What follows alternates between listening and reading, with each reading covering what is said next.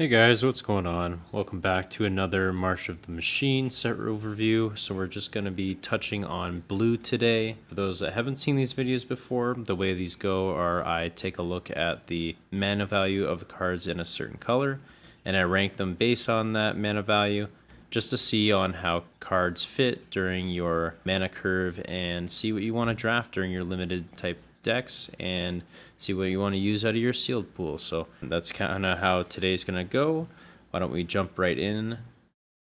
So just going over the color pairs for blue, we've got Night Tribal Flash for Azorius, we've got Convoke for Izzet, we've got Graveyard Synergy for our Dimir, and then we've got Transformation for Simic. So we're just going to move now on to our 1-drops. We've got Captive Weird, a 1-mana 1/3 creature defender with Transform.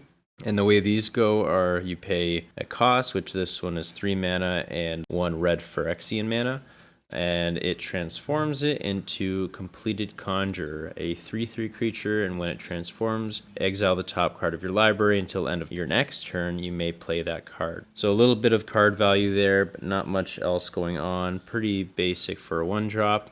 Next, we've got Omen Hawker, a 1-mana 1/1 creature that taps to add a colorless mana and an island, and then you can spend this mana only to activate abilities. So this is a decent card. It's going to be a little bit more useful than the Completed Conjure and the Captive Weird. I just think that having a defender out is okay, but having to pay another 4 just to get a 3/3 seems like a little bit of a waste of mana.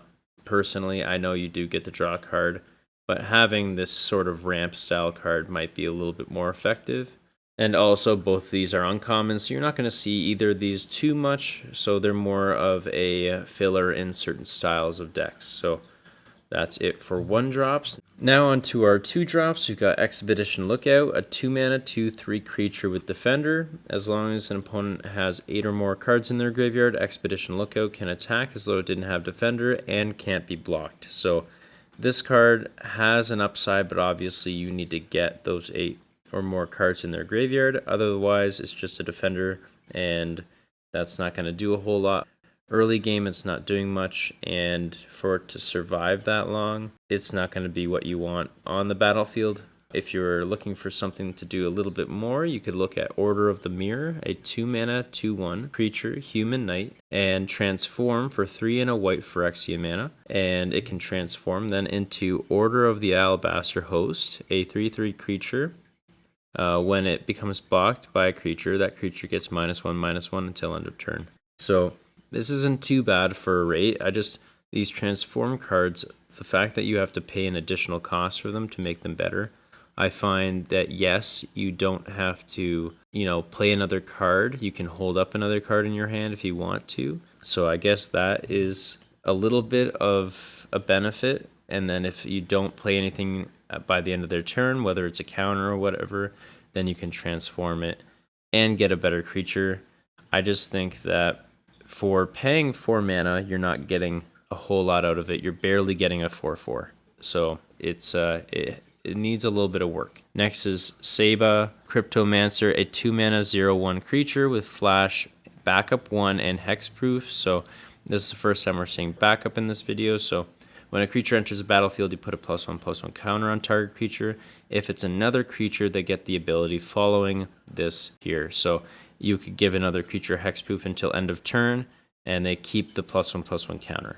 So a little bit interesting if you want to flash it in to protect something. I think that's pretty cool, but I find that you're going to then have a 0/1 on the battlefield, and I guess then it's okay for Convoke or sacrificing or whatever.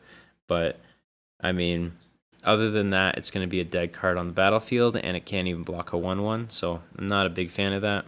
On to Zephyr Winder, 2-mana 2/1 creature, flying. Whenever it deals combat damage to a player, you untap up to 1 target creature. So this now does what you want, where you can attack and then untap a creature to convoke something, or you can untap itself and hold up a blocker, or it's got a little bit of flexibility on how you want to use it, but this at least has a little bit of evasion, and it can help you in other ways too. Onto Fairy Mastermind, 2 mana, 2/1 creature with flash, flying, and whenever an opponent draws their second card each turn, you draw a card. And then it has a pay 4, each player draws a card.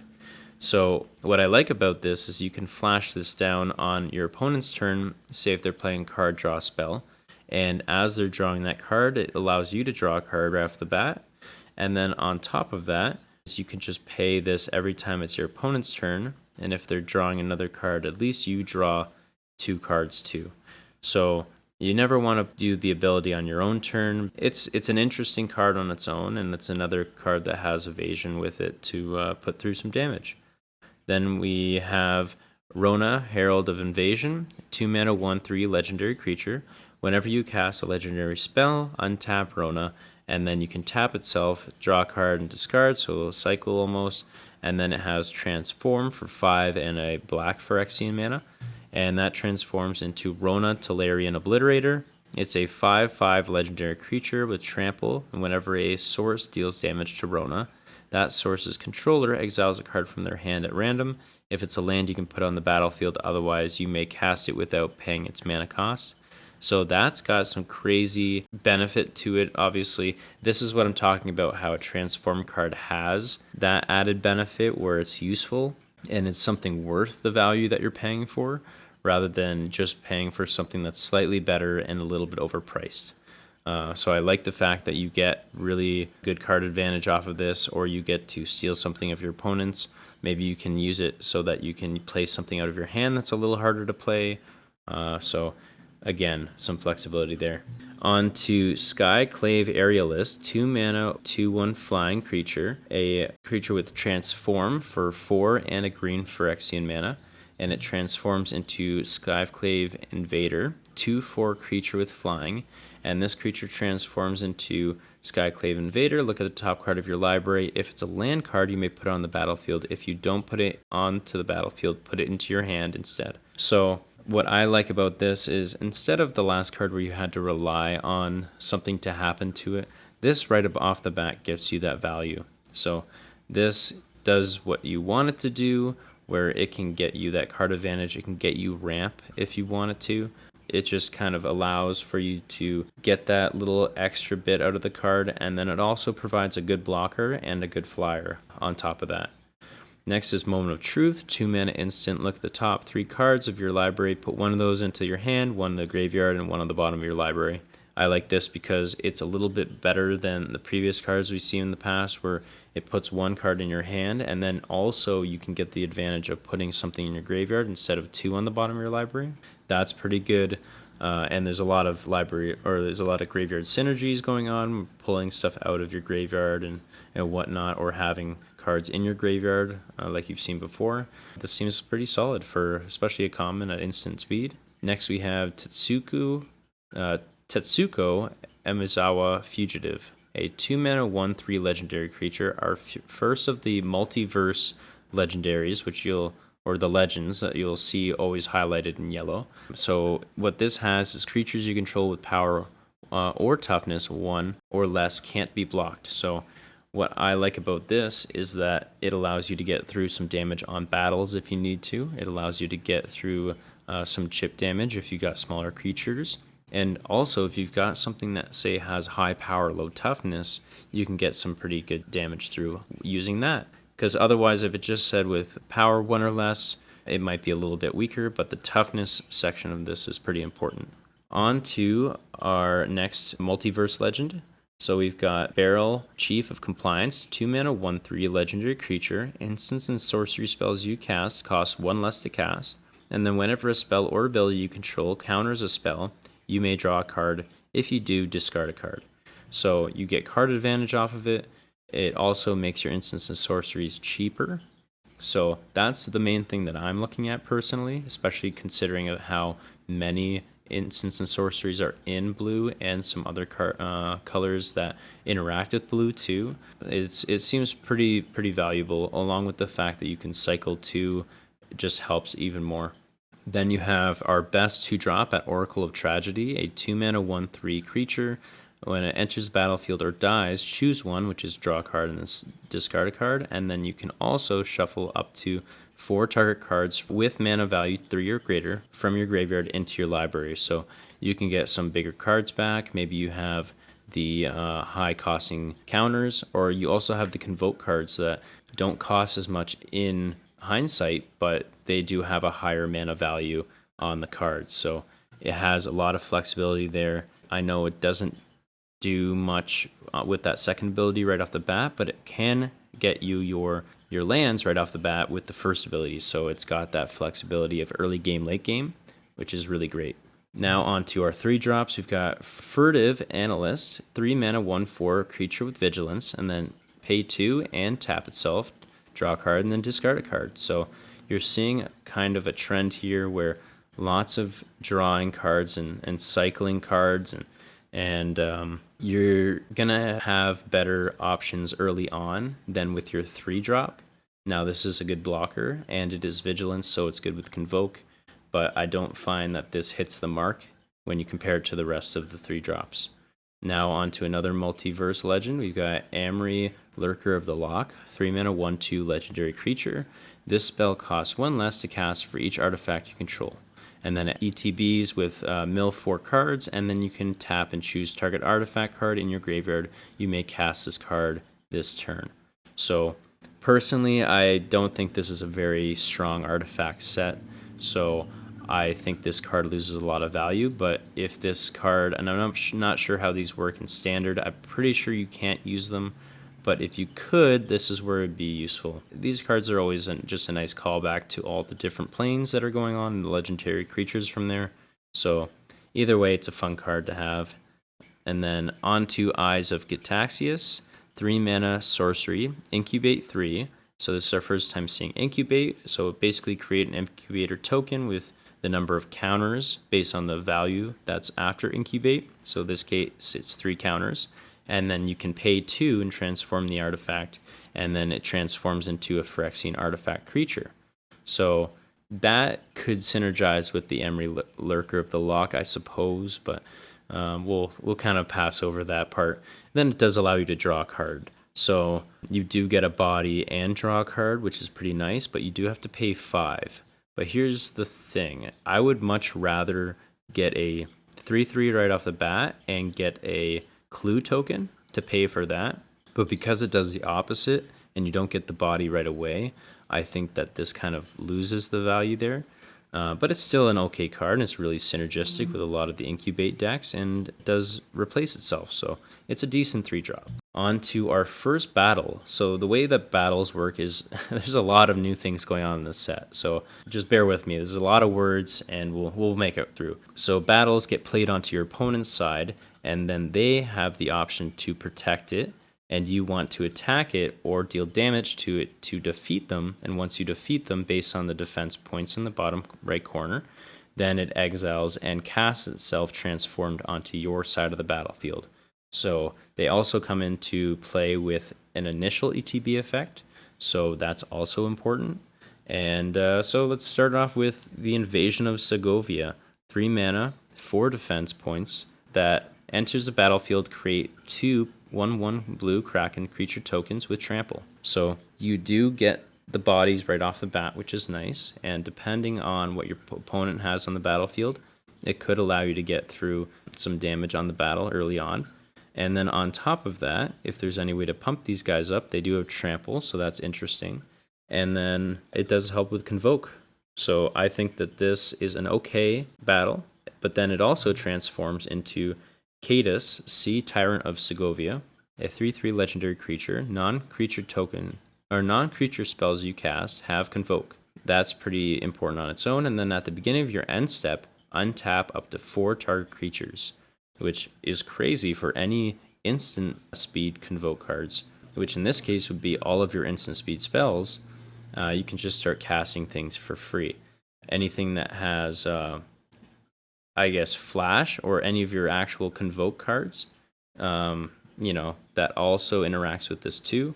So this card has an upside, but it's getting there. And I always kind of look at these cards at how easy is it to get rid of the defense points. It doesn't help a ton initially, but the backside is quite strong. On to Preening Champion, 3 mana 2/2 creature, bird knight with flying.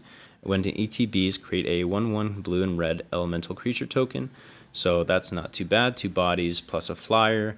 I enjoy this. It's pretty self-explanatory though. On to Referee Squad, 3 mana 2/2 creature, homunculus with Convoke. And so Convoke is, I know I've mentioned it a couple times, but to go over it, you can tap your own creatures to help cast the spells.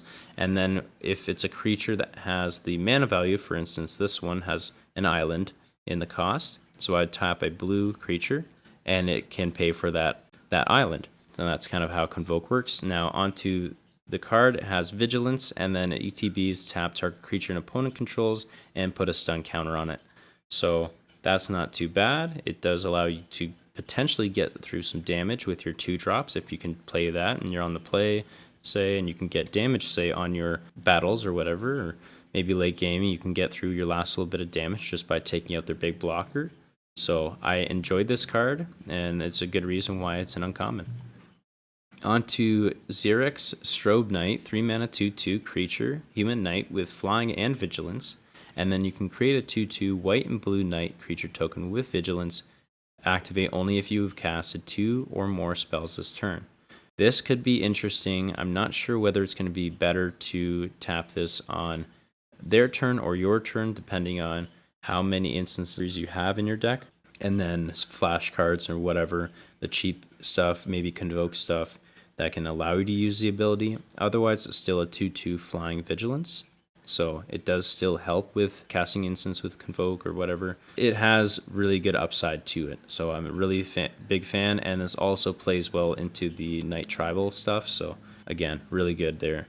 On to Chrome Host Seed Shark, 3 mana 2/4 creature, Phyrexian Shark, flying. Whenever you cast a non-creature spell, incubate X, where X is the spell's mana value. So you can easily tell why this is the best 3-drop. It's insane. You can basically get creatures off of just having a deck full of non-creature spells, and you don't even need to do anything else. You can just have a full-on counter deck and then just go wide with all the stuff on the battlefield. And it also plays into, again, a Phyrexian tribal deck. So really, really strong there.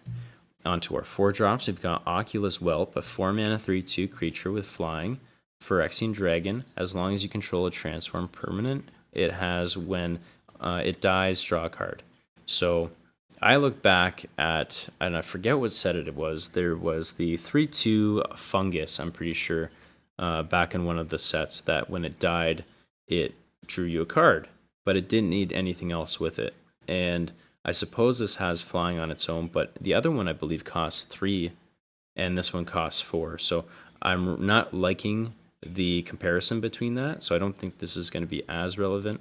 But it seems okay, I suppose, if you're heavy transform permanents. It just seems very kind of narrow. On to another multiverse legend, we have Inga, Ruin Eyes, 4 mana 3/3 legendary creature, human wizard. When it ETBs, scry 3. When it dies, draw 3 cards if 3 or more creatures died this turn. So I don't think the last ability gets triggered too often, to be honest. The first ability is fine. It's good. I think it will set your draws for, I would say, minimum 1 turn, just in case you're, dropping 2 to the bottom of your deck. But it's an okay card, I think, for a 4/4 or for a 3/3 4 mana creature. It's not too bad. But again, you're not going to see it too often, and it's not going to be synergizing with anything, so this is kind of a filler card. On to Invasion of Vryn, however you pronounce it, a 4 mana 4 defense counter battle. When it ETBs, draw 3 cards and then discard a card. So kind of interesting there. You get two cards off of it. And then on the back side, Overloaded Mage Ring. It's an artifact, and it taps 1 and itself. You can sacrifice it to copy target spell you control. So you can play something down, you can copy a creature, you can copy, obviously anything, and it becomes a token. So there are some token synergies in the set. It's an interesting card to have. How easy it will be to get those 4 defense counters off, it depends. You're going to have a pretty good board state ahead of time. but I'd say it's a pretty strong effect because it's super cheap to do. So there's that. I think this is going to be okay. On to C double, a 4 mana instant. Choose one. If opponent has 8 or more cards in their graveyard, you may choose both. And you can copy target spell. You may choose a new target for the copy. And then you can create a token that's a copy of target creature. So obviously pretty strong on its own. I'm not sure how strong it'll be unless they have 8 or more cards in their graveyard. But if they do, this card's really good. So you just have to be able to play something else with it. So it's going to be more of a late game sort of, I wouldn't say a bomb, but a high value card. On to Protocol Knight, a 4 mana 3/4 creature human knight. When it ETBs, tap target creature an opponent controls, put a stun counter on that creature if you control another knight. So I really like this here, especially if you're in a knight Azorius deck, and the fact that you could bounce this creature and it can keep doing that, and you can keep locking down creatures. And there are ways to bounce, there are ways to flicker in the set, so that could be a really strong synergy there. And a lot of the flicker effects are in the Azorius colorway, so I'm a big fan of that. On to our last 2 cards, we've got Zephyr Singer, 4 mana 3/4 creature with Convoke, and Flying Vigilance. When it ETBs, put a flying counter on each creature that convoked it, which could be 4. You could put 4 creatures in the air, which is insane. So, big fan of this card. It's pretty self-explanatory again, and the fact that it has Vigilance helps with more Convoke. So, pretty solid. On to Invasion of Kamigawa, a 4 mana 4 defense counter battle. When it ETBs, tap target creature or artifact an opponent controls and put a stun counter on it. And then on top of that, you got Rooftop Saboteurs, and it's a 2/3 creature with flying, and every time it deals combat damage to a player or battle, draw a card, which is, again, insane. So not only, and this is what I mean by a battle that helps itself become open to attack. So it comes into the battlefield and locks down maybe their only blocker right away. Say it's 1 creature on each side of the battlefield, and you get to put damage through right away. And I don't know what you're going to have on the battlefield, but it seems pretty solid. And then if this flips, they're going to want to remove it right away because it's got evasion and it's got this card draw ability with it. So I'm a really big fan of that.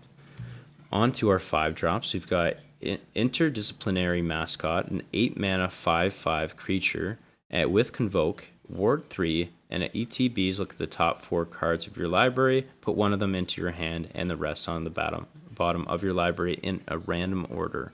This is a hard to cast 5/5 in my perspective, and it's got Ward 3, and it does have the value with the card draw, but I honestly don't see the effect here so late in the game. Maybe you don't have the ability to convoke this. So I always want to look at the cards where you have Convoke. Can you play it without Convoke? Typically not in this case. It's going to have to really wait late game. Otherwise, it's a dead card in your hand. If you do have creatures, are you going to be able to sacrifice those blockers, which, you know, you're going to probably want to tap down 2 or 3 of them to put this guy out. And the nice thing is when he gets on the battlefield, he's going to be a pretty big body. But other than that, I just don't think it makes it. On to Tidal Terror, 6 mana 5/6 creature. When it attacks, you may tap 2 other untapped creatures you control. If you do, it can't be blocked this turn. That seems pretty good on its own. It is expensive for the amount that it has, but then it also has Island Cycling 2. So you can discard it and draw an island off of it so it can fix you, which gives it a little bit of flexibility, which is why I bump it slightly ahead of the mascot, but not by a long shot. Then Astral Wingspan, a 5 mana enchantment aura with Convoke, and you can enchant creature, it ETBs, draw a card, and the creature gets +2/+2 and has flying. This is an okay card. It does replace itself. It does have Convoke, but what I find is if I'm playing this on a creature, I'm going to want to attack with it right away, and I might need that creature to convoke this onto the battlefield. I find that that might lose the value there because it's so expensive. And the fact that on top of that, it's probably, if it gets bounced, killed, whatever, obviously enchantment auras are a little bit weak that way. On to Complete the Circuit, 6 mana instant with Convoke. You may cast sorcery spells this turn as though they had flash. And when you next cast an instant or sorcery spell this turn, copy that spell twice. You may choose new targets for the copy. So this card has a really high upside, but the fact that you have to pay 6 if you don't convoke, and on top of that, then you have to play something else to make it work, that makes it really difficult. It's a very narrow scenario that you can activate this. If you can get it going, then awesome. If you've got a bunch of creatures on the battlefield, then that's going to be really, really good. But you're going to have some kind of combo set up. And obviously combos and limited are a little bit harder to pull off. So that's why that drops onto Halo Charge Scab. 5 mana 4/4 creature zombie. When it ETBs, each player mills 2 cards. Then you may put an instant sorcery or battle card from your graveyard on top of your library. So I think that's a decent recursion spell just on top of your library. Obviously, it'd be better if it was in your hand or something like that, but it's not too bad for the fact that you only have to pay 1 extra to have that happen compared to its power and toughness. So on to Invasion of Arcavios. I'm assuming you pronounce it. A 5 mana 7 defense point battle. When ATBs, search your library, graveyard, or outside of the game for an instant or sorcery card you own. Reveal it and put it in your hand. If you search your library this way, shuffle. And then it turns into Invocation of the Founders. Whenever you cast an instant or sorcery spell from your hand, you may copy that spell. You may choose new targets for the copy. So originally I looked at this and I was like, okay, 7 defense counters seems wild. Like, how are you ever going to get there? But the fact that you can find something out of your library, graveyard, or outside of the game to play it, and maybe it's, one of the big burn spells in red, or maybe it's some other way to get damage through, which would be great. Maybe it's one of those bomb instants that you can pick up. So this allows itself to potentially become susceptible to taking damage.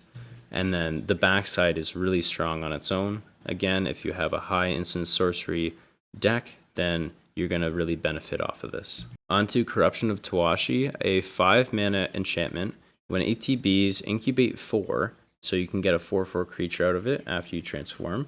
And then whenever a permanent you control transforms, or a permanent enters the battlefield under your control transformed, you may draw a card. If you do this only once each turn. So this is a 5 mana 4/4 that also draws you cards throughout the game. What I usually see from these enchantments is that they miss the mark because they don't give you a body worthwhile, but this does that, and then it has an upside where you can just tap 2 and draw a card. That's pretty solid on its own. Now, a Thunderhead Squadron, 6 mana 3/4 creature human knight with convoke and flying.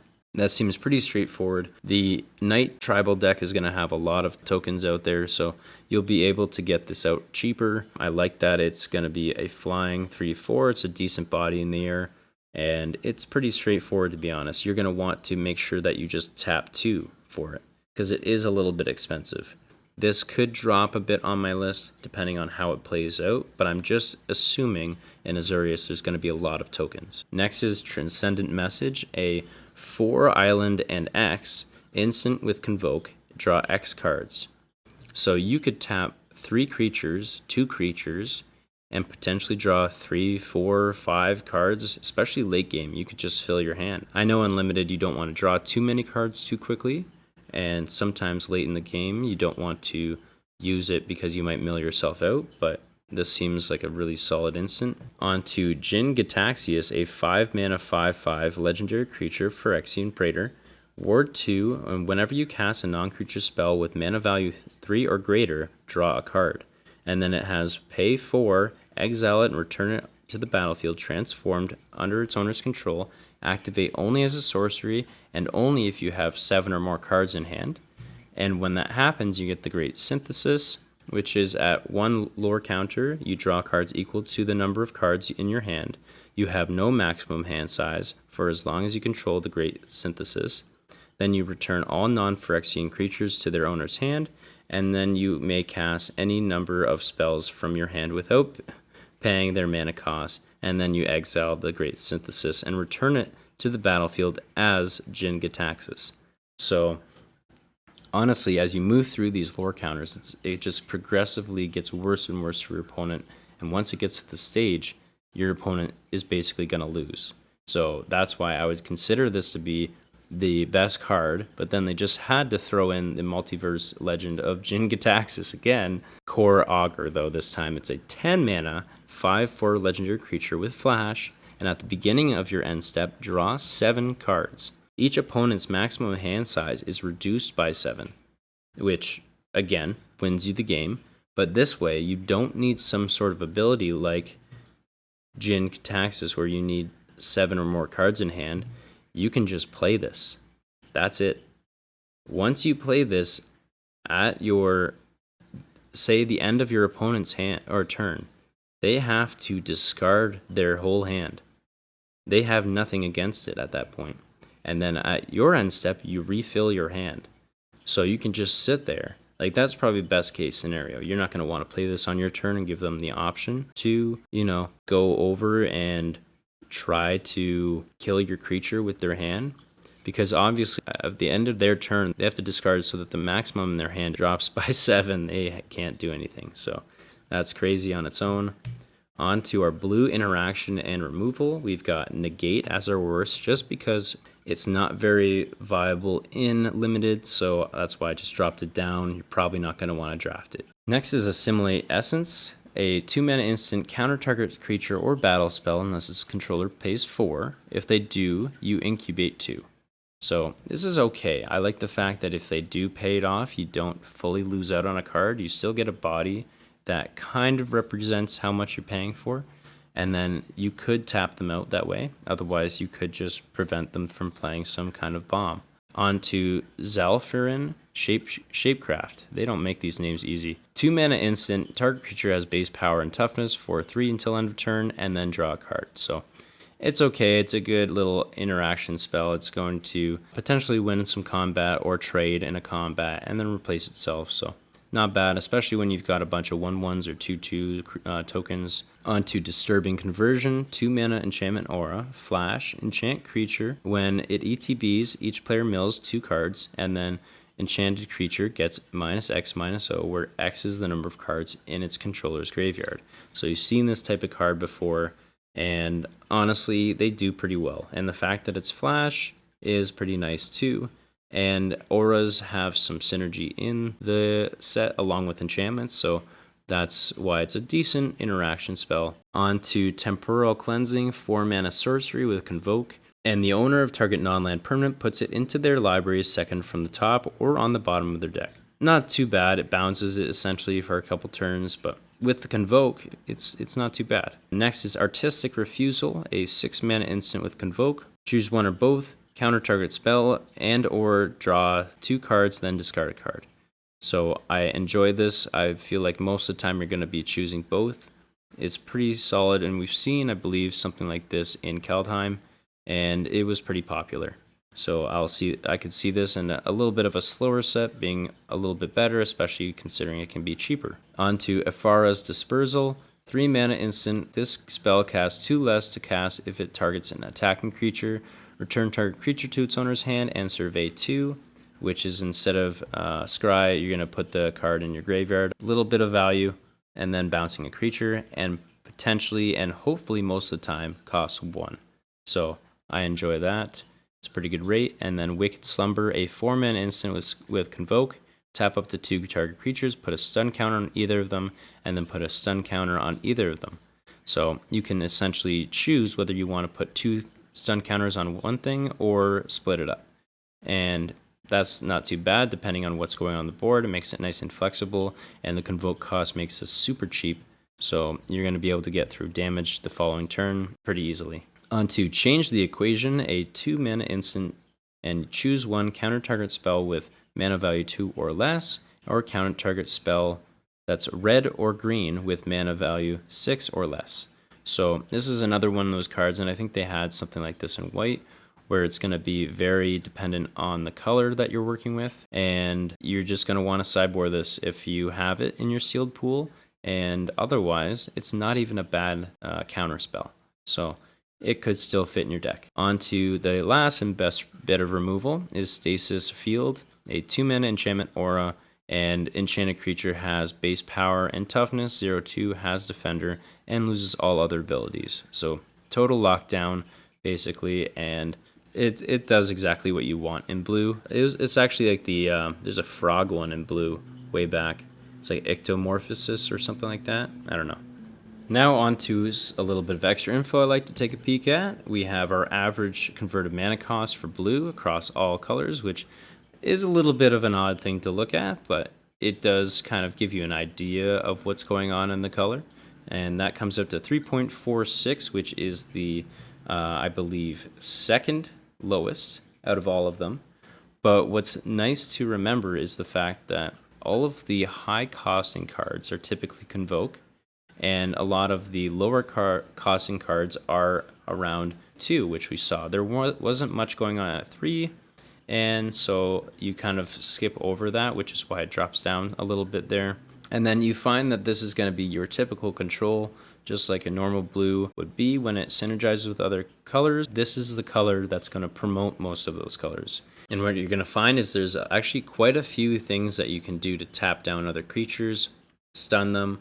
And what's really nice about blue is that you can slow down your opponent enough to get your deck rolling, and you will win based on frustrating your opponent. So that's it for blue. I hope you guys enjoyed the video. If you did, leave a like and subscribe. If you guys want to check out my Twitch, I stream every Monday at 9:30 p.m.